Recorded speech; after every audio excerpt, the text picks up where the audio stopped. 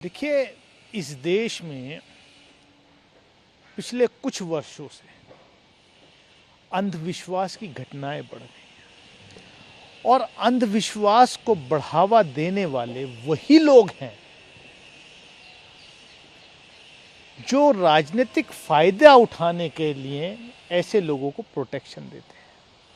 हमने देखा पिछले कुछ सालों पहले पंसारे साहब की हत्या हुई, गौरी लंकेश की हत्या हुई, उसमें कौन कौन से संगठन, अभिनव भारत और कौन कौन से संगठन जुड़े हुए थे, जिनके रेस्क्यू के लिए, जिन्हें दोषियों को बचाने के लिए काफ़ी सारे संगठन सामने आ गए।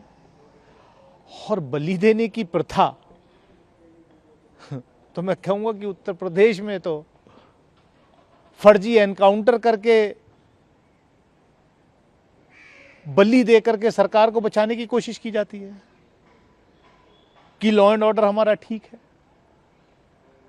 तो ये बहुत ही जो लोगों को शिक्षा से वंचित रखना चाहते हैं, जो बच्चों को शिक्षा से वंचित रखना चाहते हैं, सिर्फ रात दिन धार्मिक उन्माद फैलाते हैं, लोगों को भाई से भाई को लड़ाने का काम करते हैं, वही लोग हैं।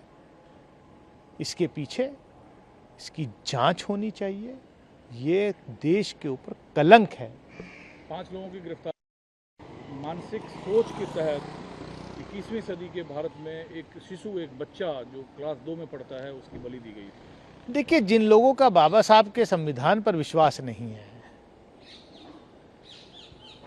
जांच कौन करेगा? इस संविधान को बदलना चाहते हैं ना, इसीलिए तो बाबा साहब ने क्या कहा था, शिक्षित बनो, संगठित रहो। और ये बाबा साहब के संविधान को बदल करके मनुस्मृति लाना चाहते हैं। तो उसी सोच के लोग हैं, वही लोग हैं। दूसरा सवाल सर ये है कि कांग्रेस क्या है, क्योंकि आप पार्टी के नेता हैं, कि प्रधानमंत्री मौन रहकर लोगों से बयान दिलवाते हैं। क्या आपको लगता है कि ये प्रधानमंत्री द्वारा दिलवाया गया बयान है या कंगना रनावत का बड़बोलापन है? देखिए, भाजपा और आरएसएस की ये मॉडस ऑपरेंडी रहती है कि वो 10 मुंह से 10 बातें बुलवाते हैं और फिर वाटर टेस्ट करते हैं कि मूड क्या है लोगों का। तो वही है, पहले कहलवाएंगे अपने एमपी से कि अगर हम 400 सीट आ गए तो हम देश का संविधान बदल देंगे। भाजपा के सांसद ने कहा नहीं कहा, वही कंगना रनौत कर रही है। कंगना रनौत से कहलवाया जा रहा है कि तुम ये बोलो, वरना कंगना रनौत की हैसियत है कि वो बार बार और ऐसे ऐसे मीडिया हाउसेस को वो इंटरव्यू देती।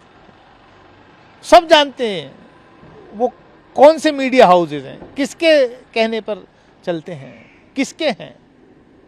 लेकिन जो आपकी पार्टी कांग्रेस दावा लगता है चेहरा उतरा है, आपकी पार्टी कहती है वो देश दुनिया विदेश तक घूमते हैं लेकिन मणिपुर नहीं जाते हैं। आपको लगता है प्रधानमंत्री का चेहरा उतरा हुआ है? देखिए, ये तो साफ दिखाई दे रहा है कि आपके पास दुनिया के हर कोने में जाने के लिए हवाई जहाज उपलब्ध है, लेकिन आपके पास एक जहाज से मणिपुर अपने देश में ही जाने की फुर्सत नहीं है। देश की जनता ने 2024 में हैसियत बता दी है। नहीं सुधरे तो बहुत बुरा हश्र होगा। अभी वैसे हरियाणा और जम्मू कश्मीर का चुनाव है, महाराष्ट्र का चुनाव है, झारखंड का चुनाव है, सफाया है भाजपा का। हालांकि हिमाचल प्रदेश में एक जो वहाँ कहा गया कि नाम देखकर, नाम दुकान पे लगा होना चाहिए, नाम की जो पट्टिका है, तालिका है, उस पर सरकार ने यूटर्न जरूर लिया है कि समिति पहले अध्ययन करेगी। आपको लगता है इन चीज़ों की ज़रूरत है? देखिए, इन चीज़ों की बिल्कुल ज़रूरत नहीं है। ये देश में आप अगर इस तरीके का काम करेंगे तो आज आप धर्म के नाम पर, कल को जात के नाम पर जो बाबा साहब ने संविधान दिया, ये उस संविधान के खिलाफ है। ऑनरेबल सुप्रीम कोर्ट का ऑर्डर आ चुका है। अब कोई नेम प्लेट लगा करके भी दिखाएगा अपनी दुकान में कि साहब मेरा नाम ये है, तो उसकी जात का भी टाइटल होगा। तो खाली अगर अपर कास्ट का आदमी है जो बेच रहा है उससे तो आप सामान ले खरीदेंगे। जो लोअर कास्ट का आदमी है, जो शेड्यूल कास्ट है, जो अदर बैकवर्ड क्लासेस का आदमी है, जो बेच रहा है, ठेली लगा रहा है, दुकान लगा रहा है, तो उससे आप नहीं लेंगे। ये वही मानसिकता है, मनुस्मृति वाली मानसिकता है जो इस देश में लाना चाह रहे हैं। नहीं, मैं उत्तर प्रदेश सरकार के उस फैसले का जिसको सुप्रीम कोर्ट ने स्टे किया, ये वही मानसिकता है।